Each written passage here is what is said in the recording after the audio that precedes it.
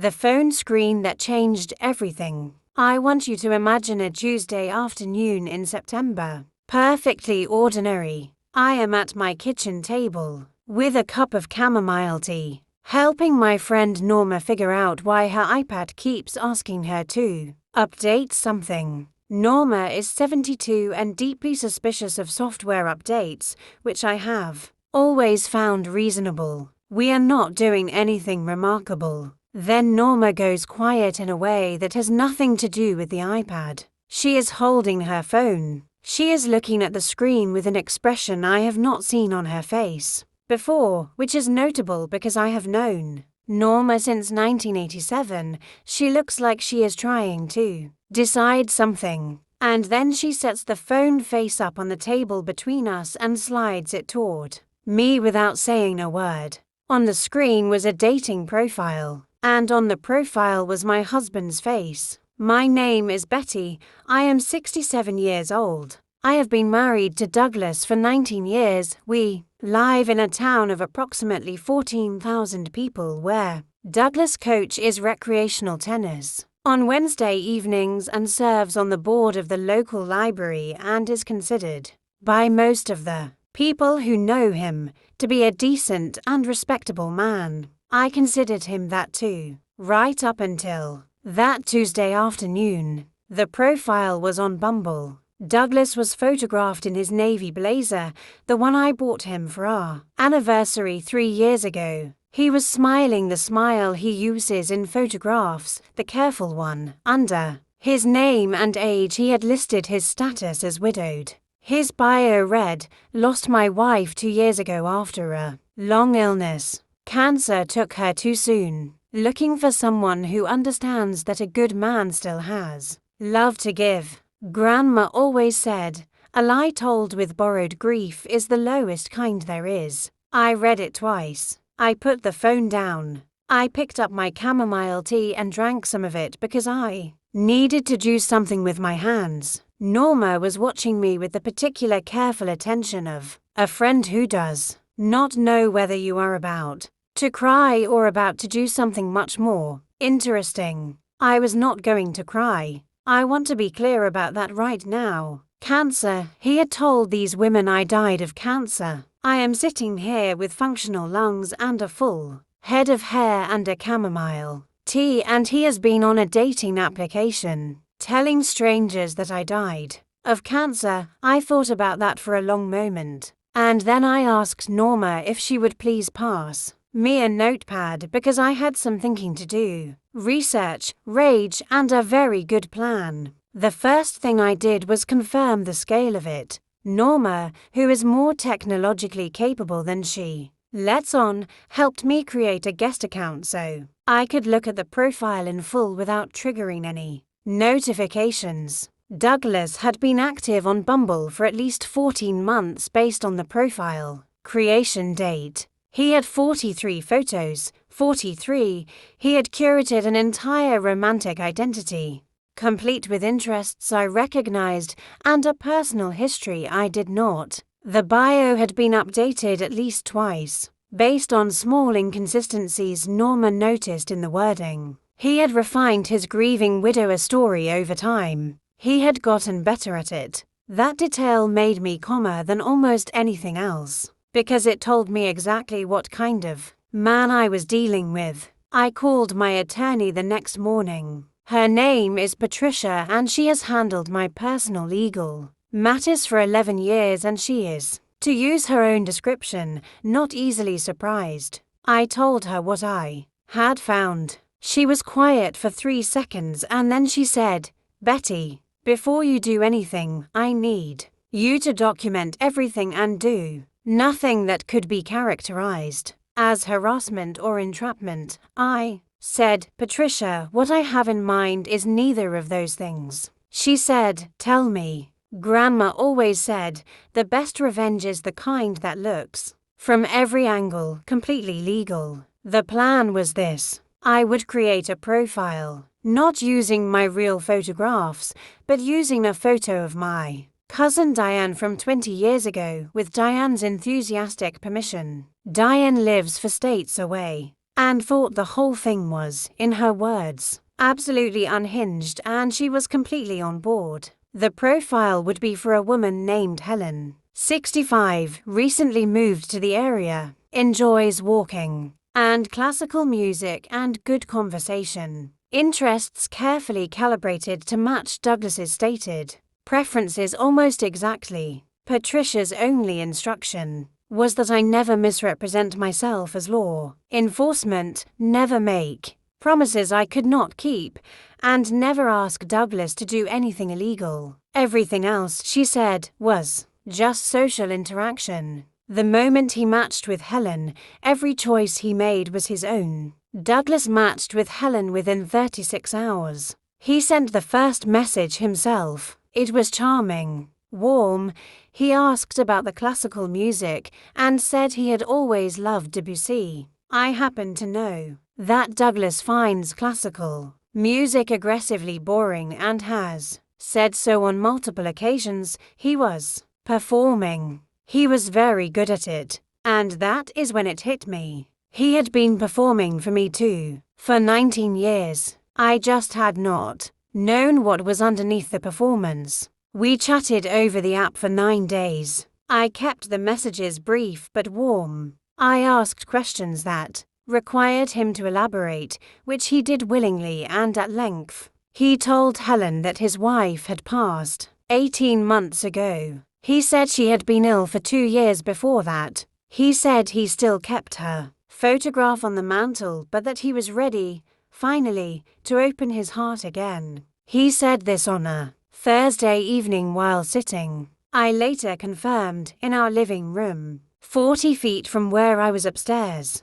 reading a novel, choosing the table, the setup. The restaurant was my choice. I picked Carlucci's on Elm Street for 3 reasons. First, it is the nicest restaurant in our town, and Douglas would understand that Helen was making an effort, which would appeal to his sense of being worth the effort. Second, Carlucci's has a corner table near the entrance that is slightly elevated, visible from almost every other table in the room, with excellent lighting. Third, and most importantly, the owner is a woman named Sophia who has been my friend for 16 years, and who, when I explained the situation, said she would personally ensure that table was available and that her most discreet staff member would be on shift. Grandma always said, always pick the stage before you plan the scene. Patricia would arrive first and take a table near the back, positioned so she could observe without being immediately visible from the entrance. She would have her camera. She would have the initial divorce filing papers prepared and ready to serve. She had done this kind of thing once before, she told me,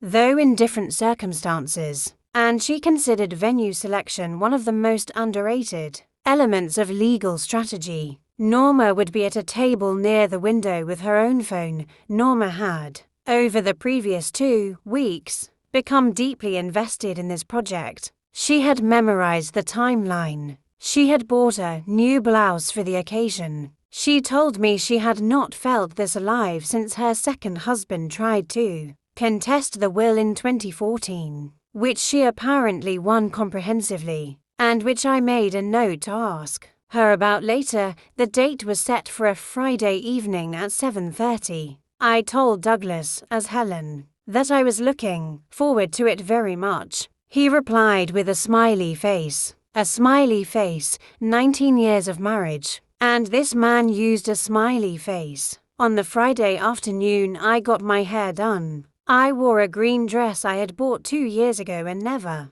found an occasion for. I wore my good earrings. I looked, if I am honest, considerably better than I had looked in some time, which I think had something to do with the specific quality of focus that comes from planning something with great precision and knowing it is about to go exactly right.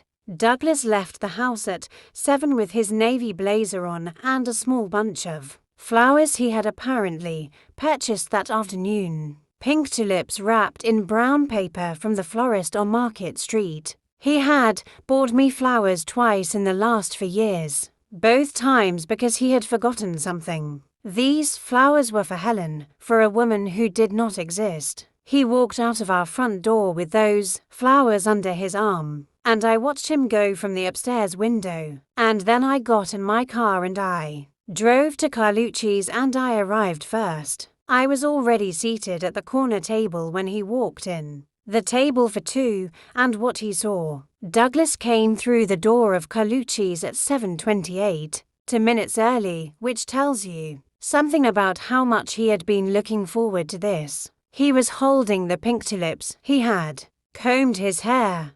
He was smiling the careful smile from the photographs, the practiced one, and he was scanning the room for a woman named Helen, whom he had never met and whose face he believed he knew from a 20-year-old photograph of my cousin Diane. He did not see me immediately. I was sitting at the corner table with a glass of water and my hands folded on the tablecloth, watching him search. There was a small, strange intimacy in watching him look for someone else in a room while I sat 10 feet away. It lasted about 4 seconds, and then he found my face in the room, and everything stopped. The tulips went slack in his hand. The practiced smile dissolved so completely it was as if it had never been there. He went through approximately 5 different expressions in under 3 seconds, which I found genuinely impressive from a physiological standpoint. Confusion first,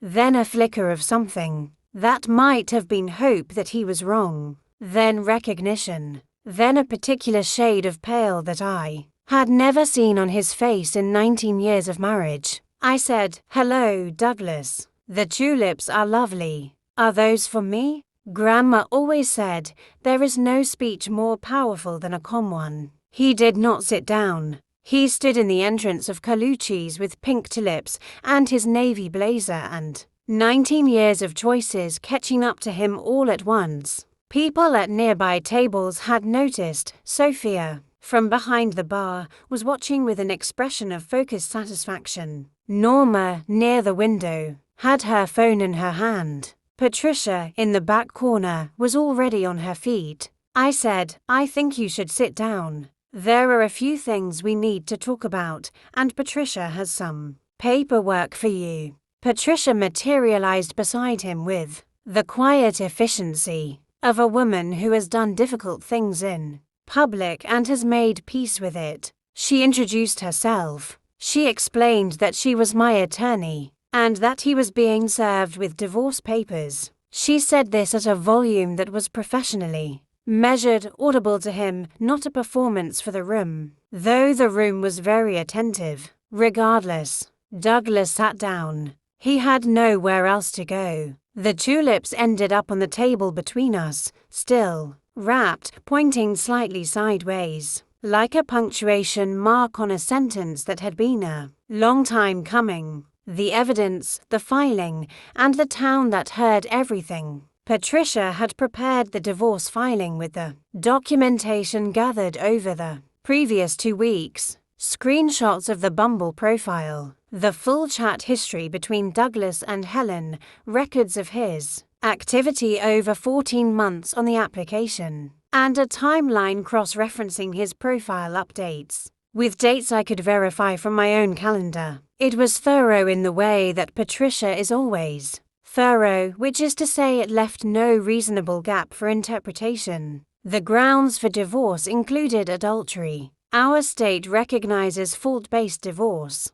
And documented pursuit of romantic and physical relationships outside of marriage, sustained over more than a year, qualifies without ambiguity. Patricia had made sure of that before we ordered the food. The adultery finding had one very significant financial consequence. Douglas had been planning to claim alimony. He had, it emerged during proceedings, been quietly consulting a different attorney for several months. He had been building a case for spousal support, based on the income disparity between us. I have a small property rental business that generates a reliable income. Douglas has a part-time tennis coaching schedule and a board position that pays in appreciation rather than currency. His plan, which his attorney confirmed under deposition, was to file for divorce himself within the year and seek ongoing financial support.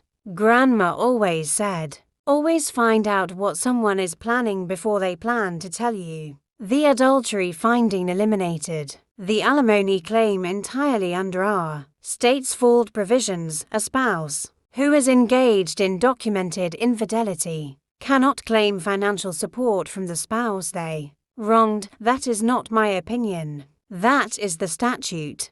Douglas's attorney apparently used the word unfortunate several times in the deposition, which Patricia found professionally enjoyable. The house was in my name alone. I had owned it before the marriage, and while Douglas had lived in it for 19 years, it had never been transferred to joint ownership, a fact he had either forgotten or never fully processed. It was not a marital asset subject to division. He was given 60 days to remove his belongings. The small-town element I had not fully planned for, if I'm honest. Carlucci's on a Friday evening holds approximately 60 diners. 14,000 is a small population. By Saturday morning, the story had traveled the way stories do in small places, completely, thoroughly, and with embellishments I had not provided but which were largely flattering. By Sunday, someone had posted an account of it on the local community Facebook group.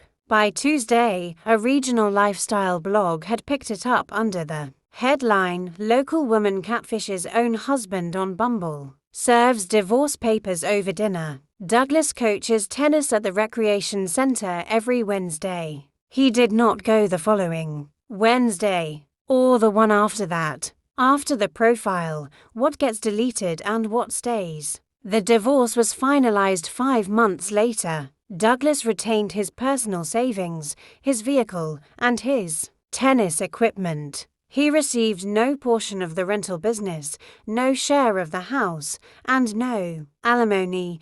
He moved into a one-bedroom apartment on the east side of town, near the recreation center, which I understand he still attends on Wednesdays, though I am told he is quieter than he used to be. His Bumble profile was deleted sometime in the week following. Carlucci's I did not check. I had no reason to. I want to tell you about the tulips, because there is a small ending to that detail that I think belongs in the story. I left them on the table at Carlucci's. I did not take them home. Sophia put them in a vase at the bar, which I thought was a graceful solution. 2 weeks later she sent me a photograph of the arrangement, with a note that said, they lasted 11 days, which is better than he deserved. I have that note on my refrigerator. Grandma always said, flowers are innocent. It is never the flower's fault where it ends up. Norma and I have a standing Tuesday afternoon now, sometimes at my kitchen table, sometimes at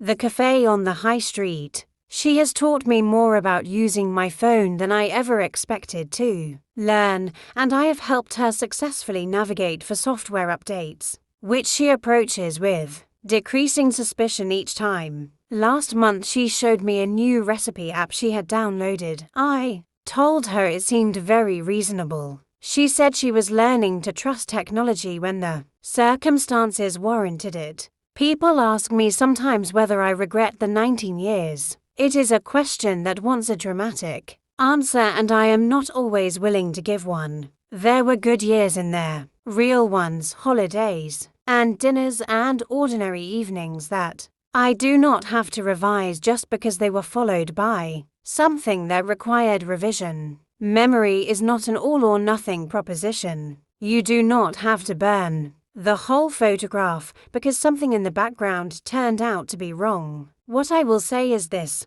I know things now that I did not know before, about patience, about evidence, about the specific satisfaction of being the calmest person in a room when everything around you is falling apart. I also know that a 67-year-old woman on a Tuesday afternoon with a notepad and a very loyal friend can dismantle a 19-year deception with 9 days of careful texting, one corner table, and a bunch of someone else's pink tulips. I found that information quite useful. I suspect I always will. Grandma always said, the most powerful thing you can do when someone writes you out of your own story is pick up the pen. Thank you for watching. Leave a comment if this one stayed with you. Share it with someone who needs a reminder that it is never too late to know your own worth. And if anyone needs me, I will be right here, completely alive and absolutely fine.